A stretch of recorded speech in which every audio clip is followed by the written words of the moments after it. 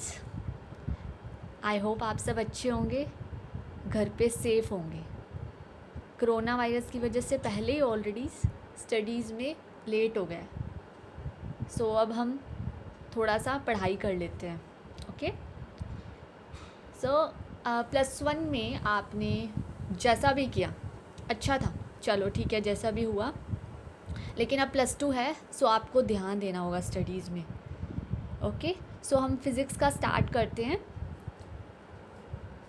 10 unit science में भी जैसे +1 में होती थी, इसमें भी 10 यूनिट्स हैं। फर्स्ट जो यूनिट रहेगी हमारी वो रहेगी इलेक्ट्रोस्टैटिक्स। यूनिट 1 जो रहेगी दैट इज़ इलेक्ट्रोस्टैटिक्स। इसके 4 ही पार्ट हैं, ABCD। अगर आपको इलेक्ट्रोस्टैटिक्स समझ आ गई तो आपको इसके बाद यूनिट 2 जो है हमारी दैट इज़ इलेक्ट्रिक करंट, वो भी समझ आ जाएगी। और अगर इलेक्ट्रोस्टैटिक आ गई तो मैग्नेटोस्टैट अपने आप आ जाएगी। 3rd यूनिट है हमारी मैग्नेटोस्टैटिक्स। और सिमिलरली यूनिट 4 इसका पार्ट है मैग्नेटिक फील्ड, मैग्नेटोस्टैटिक का मैग्नेटिक फील्ड, वो भी समझ आ जाएगा। तो इसका मतलब अगर हमें इलेक्ट्रोस्टैटिक्स आ गई तो हमें मैग्नेटोस्टैटिक्स भी आ जाएगी। सो इसको ध्यान से पढ़ लीजिए, उसके बाद आपको कोई टेंशन लेने की ज़रूरत नहीं है। ओके, क्योंकि ये बेस है, अगर बेस अच्छा हो जाए हमारा तो सब अच्छा हो जाएगा। सो हम स्टार्ट करते हैं हमारी यूनिट 1 इलेक्ट्रोस्टैटिक्स के साथ ही। पहले तो बताओ इलेक्ट्रोस्टैटिक का मीनिंग क्या होना चाहिए। इलेक्ट्रोस्टैटिक, इलेक्ट्रो का मतलब क्या होना चाहिए, इलेक्ट्रॉन्स।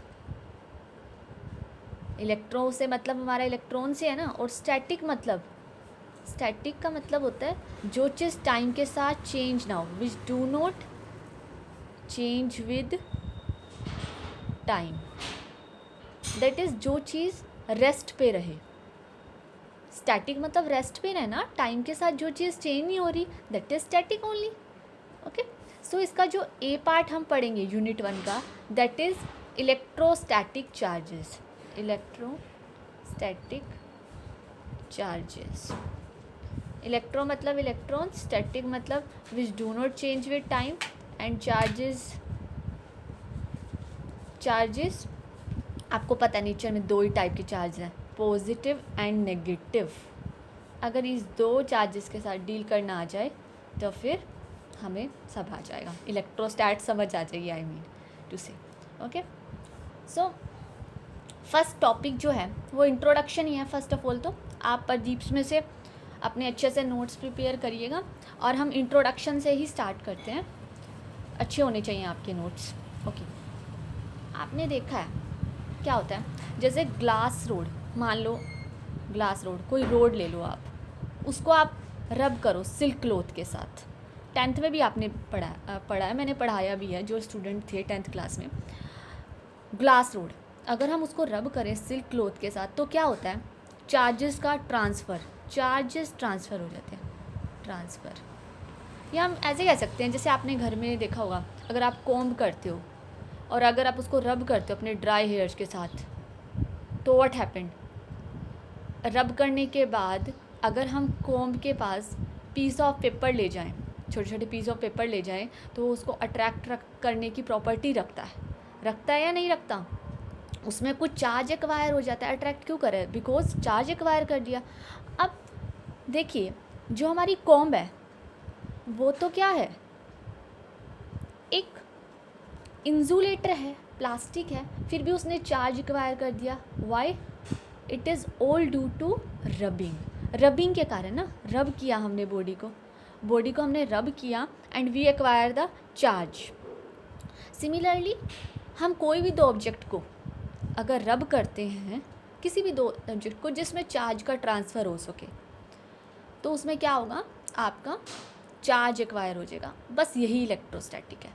करंट में ये होगा कि इलेक्ट्रॉन का ट्रांसफ़र होता है और फिर चार्जेस फ्लो करते हैं और देन इलेक्ट्रिसिटी प्रोड्यूस होता है। बट स्टैटिक में रबिंग के कारण चार्जेस, या हम कह सकते हैं इलेक्ट्रिसिटी प्रोड्यूस होती है। That is known as electrostatics. आपने कई बार बस में आप बैठे हुए हो, खड़े होते हो, आयरन की रोड को हाथ लगा देते हो एक बार से, इलेक्ट्रिक डिस्चार्ज होता है। तो वो भी किस लिए हुआ? क्योंकि आपने रब किया, दो ऑब्जेक्ट की रबिंग हुई ना, तभी तो उसमें से क्या हुआ? इलेक्ट्रिसिटी का डिस्चार्ज हुआ। इसीलिए जो इलेक्ट्रोस्टैटिक्स हैं उसमें हम जो है डील करेंगे जब चार्जेस किस पे हों? रेस्ट पे। तो इलेक्ट्रोस्टैटिक की जो मेन डेफिनेशन बनी वो क्या बनी? The branch of physics we deal with the study of charges at rest. जब चार्जेस रेस्ट पे हों और हम उनकी स्टडी करें, that is known as electrostatics. Okay, तो आप जब नोट प्रिपेयर करेंगे तो आप एक एक वर्ड का मीनिंग लिखिएगा, डिस्क्राइब करिएगा। फिज़िक्स में यही है कि अगर कंसेप्ट बेस क्लियर हो तो कुछ दिक्कत नहीं है। ओके, सो इलेक्ट्रोस्टैटिक के बाद हम आते हैं अब इलेक्ट्रिक चार्ज पे। इलेक्ट्रिक चार्ज थोड़ा वीडियोस वगैरह में अभी दिक्कत हो सकता है, लेकिन धीरे धीरे मैं इम्प्रूव करने की कोशिश करूँगी। ओके, आप थोड़ा सा ध्यान रखिएगा, मतलब आप थोड़ा कोऑपरेट करिएगा प्लीज़। और कोई भी डाउट हो वो मैं ले लूँगी आपसे, आपको टाइमिंग बता दिया जाएगा डाउट का। Okay, now what is electric charge? Electric charge क्या है? चार्ज देखिए, चार्ज क्या है? अगर पॉजिटिव के पास मैं नेगेटिव ले जाती हूँ तो वो उसको अट्रैक्ट कर देता है, पॉजिटिव के पास अगर मैं पॉजिटिव को ले आऊँ तो वो उसको रिपेल कर देता है। तो व्हाट इट्स मीन कि एक चार्ज, या हम कह सकते हैं दूसरे चार्ज पे फोर्स लग रहा है, फोर्स एक्वायर हो रहा है, फोर्स की वजह से कोई प्रॉपर्टी एक्वायर हो जाती है अट्रैक्ट और रिपेल करने की।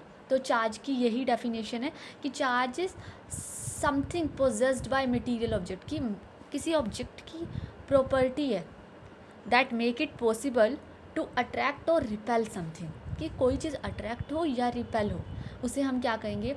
Electric charge. Electric charge. अच्छा, एक इलेक्ट्रॉन पे चार्ज कितना होता है? इलेक्ट्रॉन पे चार्ज आपको पता ही होगा 1.6 इंटू 10⁻⁻19 कूलम, इतना चार्ज होता है ना एक इलेक्ट्रॉन पे। और एक प्रोटॉन पे बस पॉजिटिव आ जाता है। ये नेगेटिव का कर दोगे -1.6 इंटू 10⁻19 इलेक्ट्रॉन, और magnitude value would 1.6 into 10⁻19 coulomb only, and E plus is 1.6 into 10⁻19 coulomb. E plus में पॉजिटिव यानी charge on the proton and that is charge on the electron.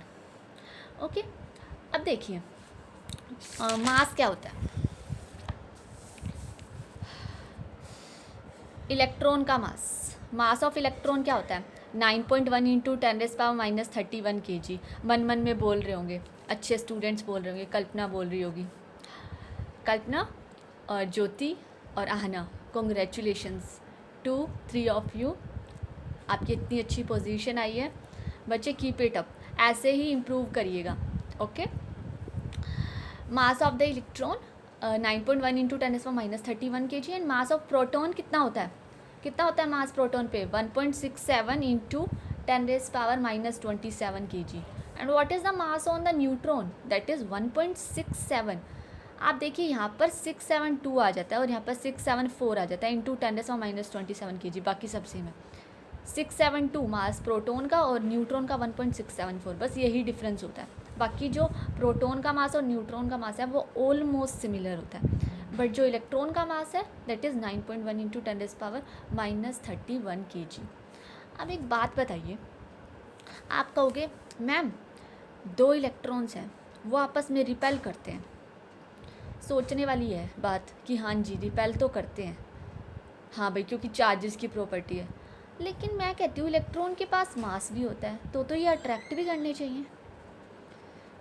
किस कारण से? Gravitational force F = Gm1m2/r²।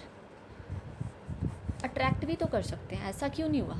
Attract क्यों नहीं किए, repel ही क्यों किए? देखिए क्या होता है, जब आप ग्रेविटेशनल का फॉर्मूला लगाते हो F = G की वैल्यू होती है 6.67 इंटू 10⁻11 इंटू इलेक्ट्रॉन पे मास होता है 9.1 इंटू 10⁻31 kg। इसका स्क्वायर करेंगे डिस्टेंस कितना है, मान लो हमने इसको 1 सेंटीमीटर के डिस्टेंस पे रखा है, दैट इज़ 10⁻², इसका स्क्वायर कर दिया। जब आप इसको सोल्व करेंगे इस पूरी इक्वेशन को, we will get 5.5 into 10⁻�67 newton. मतलब इतना फोर्स इस पे लग रहा है, किसका, अट्रैक्शन का। इतने फोर्स से एक दूसरे को अट्रैक्ट कर रहे हैं। -67 बहुत ज़्यादा है ना वैल्यू, -67 है, प्लस का 67 नहीं है, माइनस का 67 है, ठीक है। अब देखिए इतने फोर्स से एक दूसरे को अट्रैक्ट कर रहे हैं। अब देखिए उसके बाद जब हम रिपेल करने की इसकी प्रॉपर्टी निकालते हैं, वो कैसे निकालेंगे, क्योंकि ग्रेविटेशनल फोर्स तो हमें सिर्फ अट्रैक्शन के बारे में बताता है, लेकिन रिपल्शन के बारे में हमें कौन कौन बताता है। रिपल्शन के बारे में हमें इलेक्ट्रिक चार्ज की प्रॉपर्टी बताती है। इलेक्ट्रिक चार्ज मतलब उस पर फोर्स लग रहा है, F = coulomb force, that is formula होता है K/Q1 Q2 बाय में R²। यही होता है ना कूलम का, कूलम फोर्स F, इससे चार्जेस का निकाल सकते हो। K की वैल्यू पुट करोगे कितनी, K की वैल्यू कितनी होती है 1/4 पाई एप्सिलॉन नोट की वैल्यू मैं आपको, ये लेटर ऑन मैं आपको बताऊंगी भी सही, कूलम्स लॉ, ठीक है। चार्जेस पुट किया कितना 1.6, कितनी होती है चार्ज पे, इलेक्ट्रॉन पे चार्ज कितना होता है अभी बताया था, 1.6 इंटू 10⁻⁹ कूलम, इतना चार्ज है। इसका स्क्वायरिंग करके डिस्टेंस 1 सेंटीमीटर, तो आप फोर्स